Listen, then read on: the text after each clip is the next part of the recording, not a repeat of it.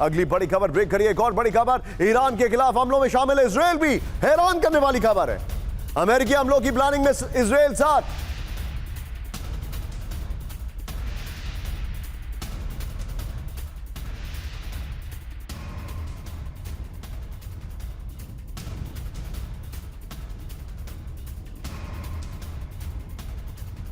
हमलों की रणनीति बनाने में शामिल इजरायली अधिकारी। ब्रेकिंग और शॉट, नितिन दोनों ब्रेकिंग दोनों शॉट दिखाइए। इजरायल की i24 न्यूज का बड़ा दावा, दोनों ब्रेकिंग दोनों शॉट। UEM जयपुर एक आदर्श लक्ष्य है।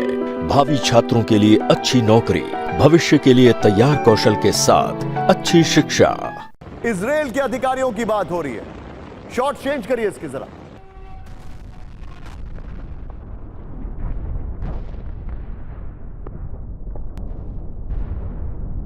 Что пацан, YouTube.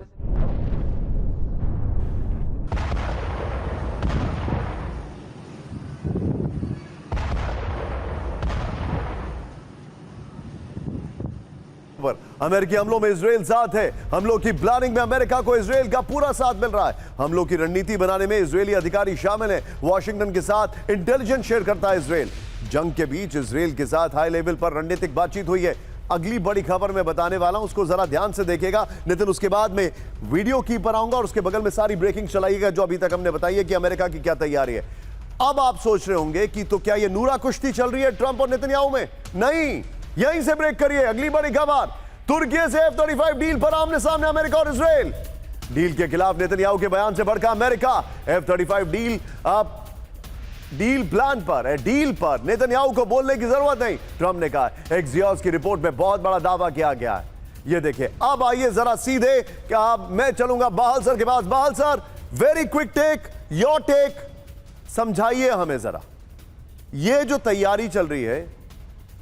अब मैं आपसे अपना डेविल्स एडवोकेट वाला सवाल पूछता हूं। मेरा हंच दो है।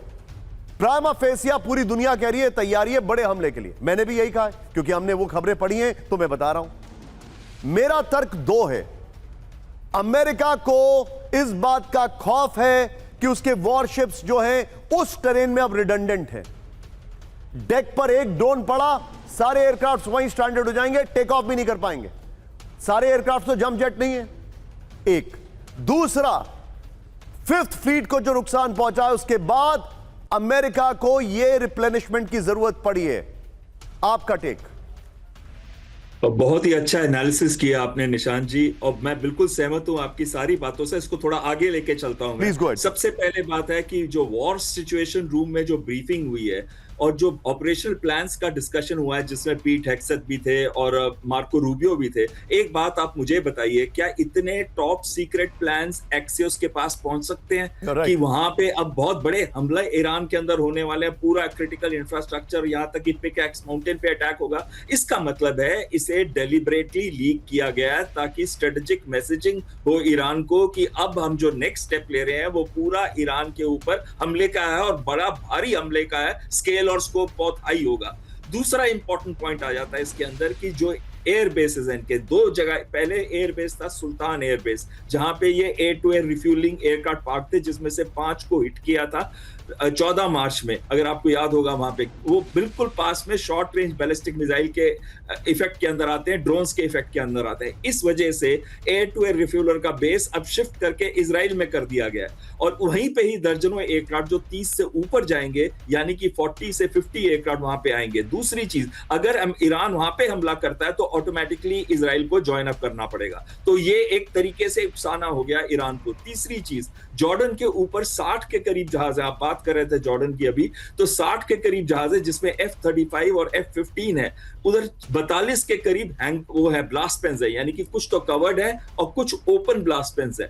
तो उसके अंदर उनके फाइटर जहाज अमेरिका के रखे गए। मैंने सैटेलाइट पिक्चर अभी 10 मिनट पहले देखी थी, तो उसके अंदर से मेरे को एक चीज तो समझ आ गई है कि जो अब हमले होंगे उस पे कंसंट्रेशन जॉर्डन पे रहेगा ईरान की तरफ से, और अमेरिका के जो हमले होंगे उसमें एयर टू एयर रिफ्यूलर्स जो है, अमेरिकन एयरक्राफ्ट अगर वहां से जाते हैं जो 1400 किलोमीटर दूर है, उनको एयर टू एयर रिफ्यूलिंग की जरूरत पड़ेगी। आखिरी चीज, जो शिप्स के लिए उधर उनके पास चाहे वो नूर, कादिर या बहुत सारी क्रूज मिसाइल्स हैं जिनकी रेंज 300 से 1000 किलोमीटर है, वो सारे इस दायरे के अंदर आते हैं कि अमेरिकन फ्लीट के ऊपर या अमेरिकन एयरक्राफ्ट कैरियर पे हमला किया जा सकता है। और इस वजह से जो आप बात करें तो उसको एंड मैं इस तरीके से करूंगा कि अमेरिका अब जानता है या तो वो फुल फ्लेज जाएगा और ये डिसीजन ट्रंप के हाथ में है, या ये 3 दिन के अंदर उनको बातचीत शुरू कर देगी। Noted sir, noted.